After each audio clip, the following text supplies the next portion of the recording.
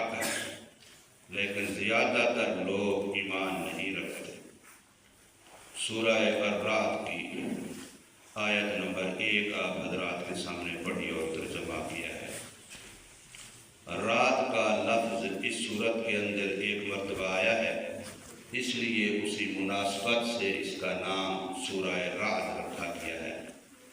رات عربی میں گرج کو کہتے ہیں، جو بادل کے اندر گرج ہوتی ہے بارش کے موسم میں، بارش کے موقع پر، تو اس کو عربی میں رعد کہتے ہیں۔ بہت ساری قوموں پر رعد بطور عذاب کے استعمال ہوا ہے کہ بادل کے اندر ایسی زور کی کڑک ہوئی، زور کی گرج ہوئی، جس سے ان کے جگر، سینے، دل پھٹ گئے، تو یہ بطور عذاب کے استعمال ہوا ہے۔ ویسے بطور بشارت کے ہوتا ہے کہ بارش سے پہلے گرج چمک ہوتی ہے تو یہ نشانی ہوتی ہے، بشارت ہوتی ہے، خوشخبری ہوتی ہے کہ اب انشاءاللہ بارش ہوگی۔ تو اس وجہ سے اس سورت کو رات کہا گیا ہے۔ اس سورت کے اندر 43 آیات ہیں اور 6 رکوع ہیں۔ ترتیب وضعی، جس لحاظ سے یہ سورتوں کی ترتیب قرآن میں موجود ہے، اس لحاظ سے اس کا 13واں نمبر ہے، اور ترتیب نزولی، جس لحاظ سے اللہ تبارک و تعالی نے صورتیں اتاری ہیں، اس لحاظ سے اس کا 96 نمبر ہے، اور ایک قول 90 کا بھی ہے۔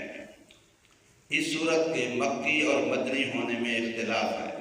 بہت ساری نسخوں میں اس کو مکی لکھا ہے اور بہت سارے نسخوں میں اس کو مدنی لکھا ہے۔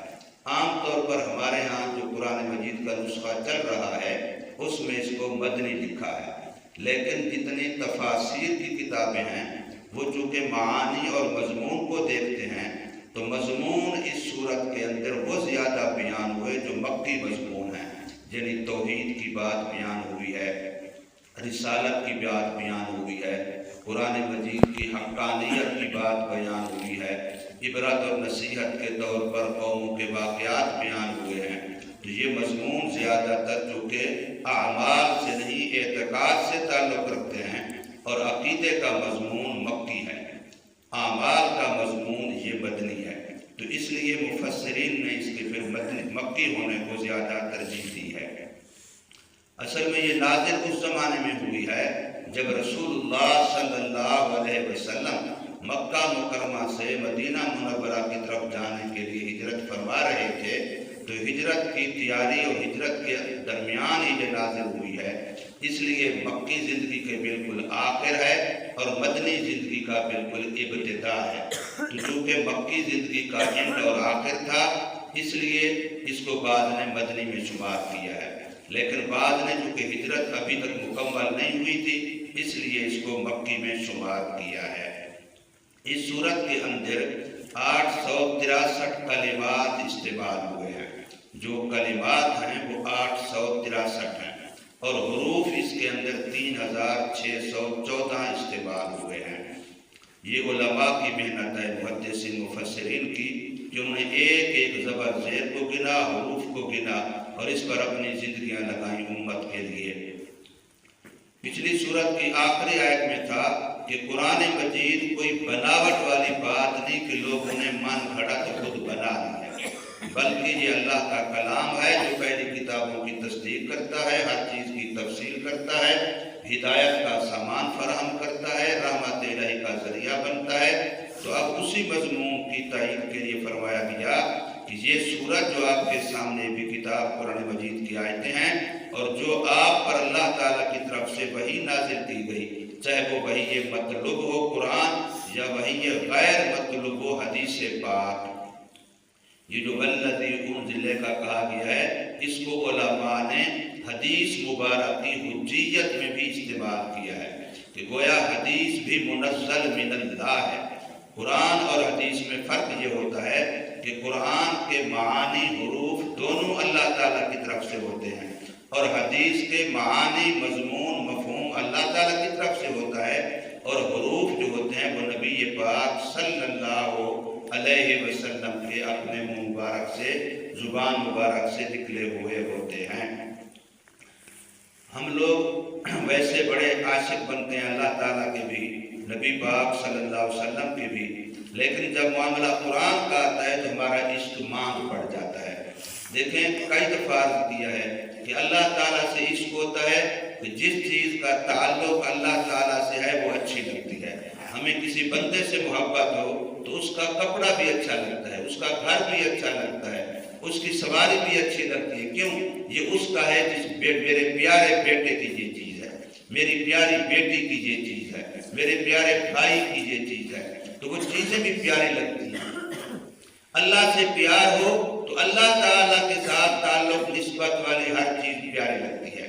نبی پاک صلی اللہ علیہ وسلم سے پیار ہو تو نبی پاک صلی اللہ علیہ وسلم سے تعلق والی ہر چیز پیاری لگتی ہے۔ حضور صلی اللہ علیہ وسلم کے بارے میں آتا ہے کہ آپ نے ایک موقع پر اپنے ناخن مبارک کٹوائے۔ ناخن کٹوانے کے بعد جو ٹکڑے ناخنوں کے کٹے ہیں وہ صحابہ میں تقسیم کیے ہیں، پھینکا نہیں ہے، وہ صحابہ کے اندر تقسیم کیے ہیں، اور صحابہ نے عاشق ہونے کی وجہ سے ان کو اپنے پاس محفوظ رکھا ہے۔ بہت سارے صحابہ کے خاندانوں میں نسل در نسل بطور برکت کے وہ چلتے رہے ہیں۔ حضور صلی اللہ علیہ وسلم عام طور پر زلفیں رکھا کرتے تھے، لیکن حضور نے حجۃ الوداع کے موقع پر حلق کروایا، قصر کروایا، یہ حلق کروایا ہے، بالکل بال منڈوائے ہیں، اپنے آپ کو اس طرح پھروایا ہے۔ تو جتنے بال تھے حضور نے، بڑے بڑے بال تھے، تو حضور نے وہ بال صحابہ میں تقسیم کیے ہیں۔ 1.25 لاکھ کے قریب صحابہ حضور صلی اللہ علیہ وسلم کے ساتھ تھے۔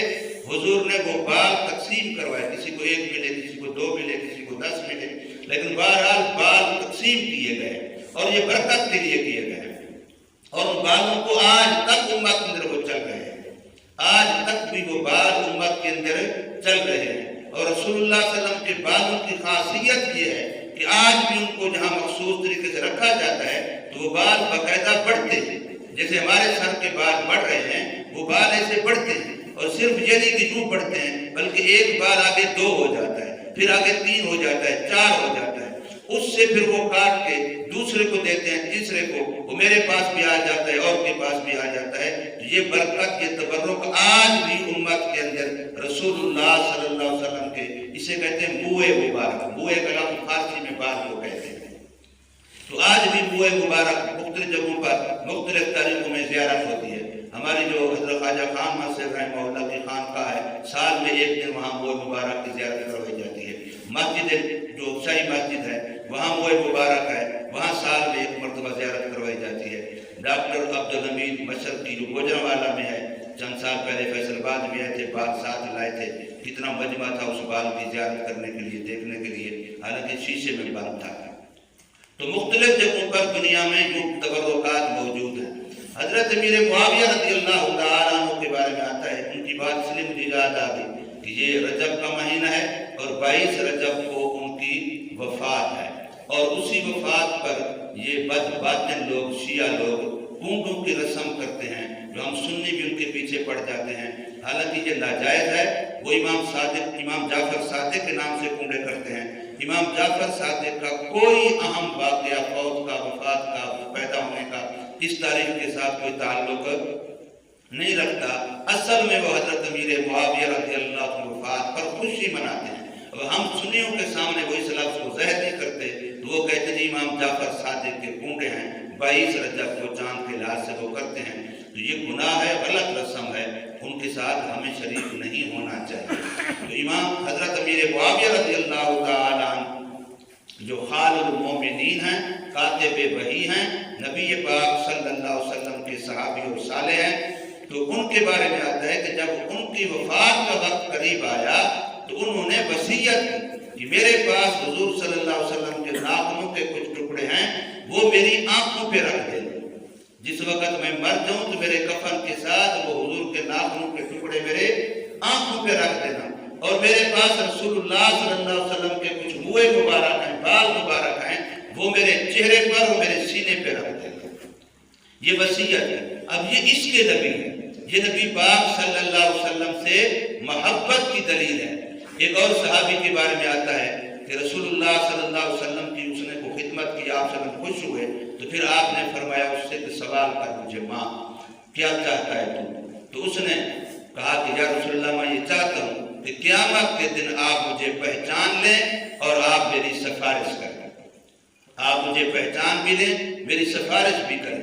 تو رسول اللہ صلی اللہ علیہ وسلم نے اس کو لکڑی کا ایک ٹکڑا دیا کہ یہ لے، یہ تو قیامت میں میرے پاس لے کے نشانی ہے تیرے لیے، یہ نشانی تو مجھے دکھانا تو پھر میں تیری سفارش کروں گا۔ اب آج کل تو پتہ نہیں کیا کیا بحثیں چلتی ہیں، عجیب بندہ حیران ہو جاتا ہے۔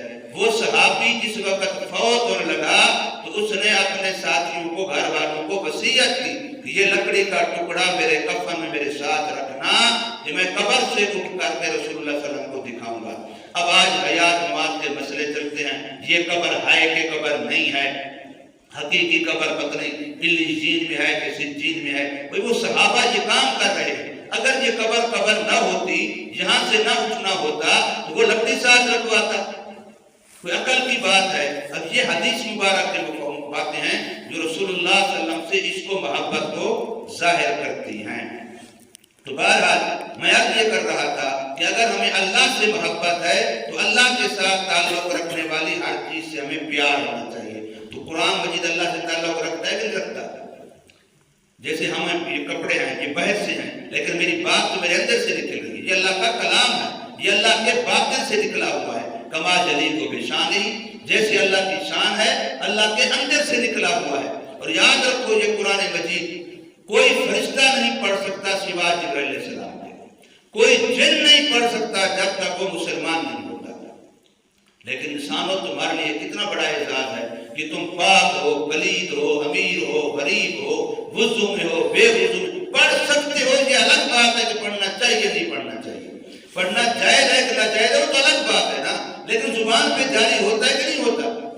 زبان پہ جاری ایسے کہ ہوتا ہے جو اپنا نام نہیں لکھ سکتا، قرآن کا حافظ ہے، جس کو الف با کا پتہ نہیں ہے کہ یہ الف ہے یہ با ہے، الگ سے فرق نہیں کر سکتا، وقتا ہے، وہ نبی نہ ہے، بالکل ان پڑھ ہے، کبھی سکول دیکھا نہیں ہے، لیکن وہ بھی قرآن مجید کا حافظ ہے، جو کتنی صورتوں کو جانتا ہے۔ وَلَقَدْ يَسَّرْنَا الْقُرْآنَ لِلذِّكْرِ فَهَلْ مِن مُدَّكِرٍ، تو آسان کیا اللہ نے کیا، لیکن انسان کے لیے صرف یہ شرافت انسان کو دیا۔ فرشتوں کے وظیفے حدیثوں میں اور آتے ہیں، فرشتوں کی کوئی ایسی جماعت نہیں ہے جس کا وظیفہ قرآن پڑھنا ہے، ان کے اور وظیفے آتے ہیں کہ یہ ورد کرتے ہیں، یہ ورد کرتے ہیں، یہ ورد کرتے ہیں۔ قرآن پڑھنا یہ صرف اللہ نے انسان کے لیے آسان کیا۔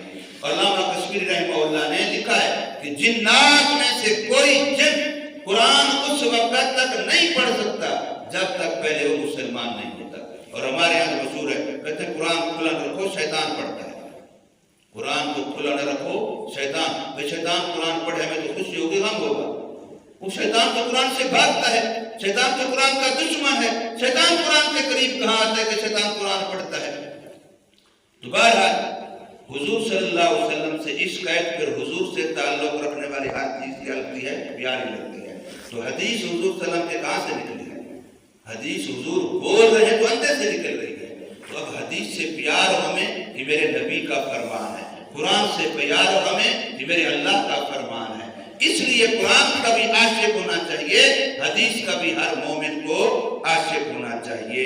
تو یہاں فرمایا گیا ہے الف لام میم را، یہ حروف مقطعات ہیں، ان کے معنی اللہ جانتا ہے اور رسول اللہ صلی اللہ علیہ وسلم جانتے ہیں، یہ اللہ اور اللہ کے نبی کے درمیان راز ہے۔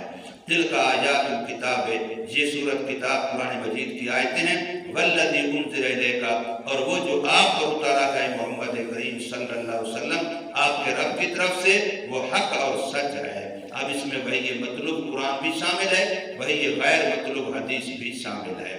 ولیکن اکثر الناس لا یؤمنون، لیکن زیادہ تر لوگ مانتے نہیں ہے نہ قرآن کو نہ حدیث کو، یا تو اعتقاداً نہیں مانتے یا اعتقاداً مانتے تو عملاً نہیں مانتے۔ اللہ تبارک و تعالی ہمیں سمجھ نصیب فرمائے، عمل کی توفیق دے۔